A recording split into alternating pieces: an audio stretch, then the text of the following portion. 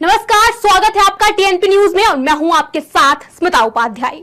चैत्र नवरात्र का आज अंतिम दिन है और इस दिन मां दुर्गा के नवे स्वरूप मां सिद्धिदात्री की पूजा और अर्चना का विधान है। जैसा कि इनके नाम से स्पष्ट हो रहा है कि मां सभी प्रकार की सिद्धि और मोक्ष को देने वाली हैं। मां सिद्धिदात्री की पूजा देव, यक्ष, किन्नर, दानव, ऋषि मुनि, साधक और गृहस्थ आश्रम में जीवन यापन करने वाले पूजा करते हैं। नवरात्र के अंतिम दिन मां की पूजा पूरे विधि विधान के साथ करने वाले उपासक की सभी मनोकामनाएं पूरी हो जाती हैं। साथ ही यश, बल, धन की भी प्राप्ति होती है। देखिए रिपोर्ट। मां सिद्धिदात्री के पास अणिमा, महिमा, प्राप्ति, प्रकाम्य, गरिमा, लघिमा, ईशित्व और वशित्व, यह 8 सिद्धियां हैं।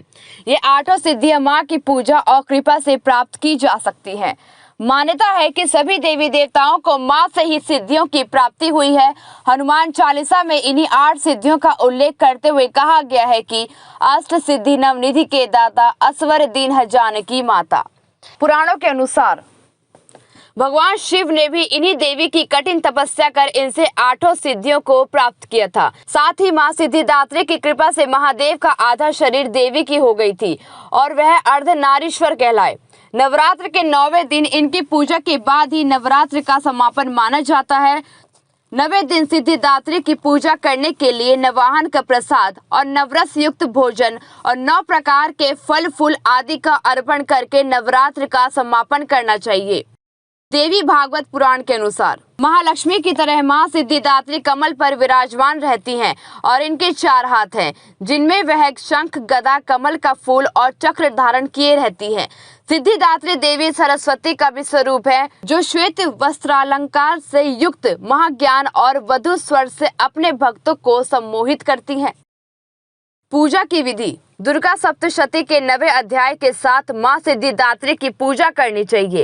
इस दिन मौसमी फल, हलवा, चना, पूड़ी, खीर और नारियल का भोग लगाया जाता है। साथ ही नवरात्र के अंतिम दिन उनके वाहन, हथियार, योगिनियों और अन्य देवी देवताओं के नाम से हवन पूजन करना चाहिए। इससे मां प्रसन्न होती है और भाग्य का उदय भी होता है। बैंगन या जामुनी रंग पहनना शुभ रहता है। यह रंग अध्यात्म का प्रतीक होता है। कन्या पूजन। सिद्धिदात्री की पूजा के बाद कुंवारी कन्याओं का घर बुलाकर उनके पैर धोकर आशीर्वाद लेना चाहिए और फिर मंत्र द्वारा पंचोपचार पूजन करना चाहिए। इसके बाद सभी कन्याओं को हलवा, पूरी, चने और सब्जी दे।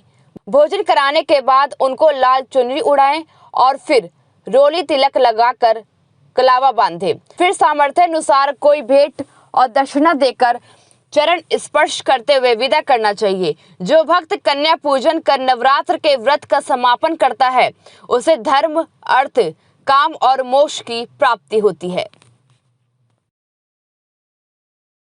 इस नवरात्रि आपको हमने देवी के 9 स्वरूपों के बारे में विस्तार से बताया। अब समय है नवरात्रि के प्रस्थान का। जाते जाते माता रानी से प्रार्थना है कि सभी के संकटों का निवारण हो,